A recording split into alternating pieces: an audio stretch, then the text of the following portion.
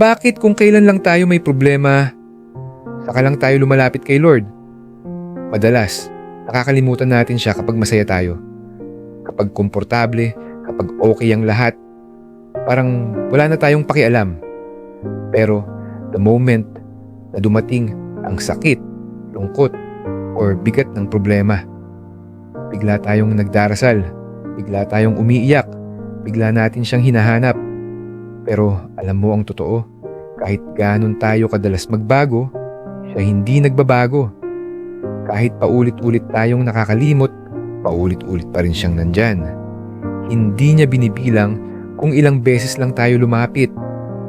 Basta lumapit tayo, lagi siyang handang makinig. Kaya baka oras na hindi lang tayo lumapit sa kanya kapag kailangan natin ng tulong. Lumapit din tayo para magpasalamat, magpuri at sabihin, Lord, salamat kasi kahit kailan hindi mo ako iniwan. Ikaw, lumalapit ka ba kay Lord dahil may problema ka lang o dahil mahal mo talaga siya? Comment mo sa baba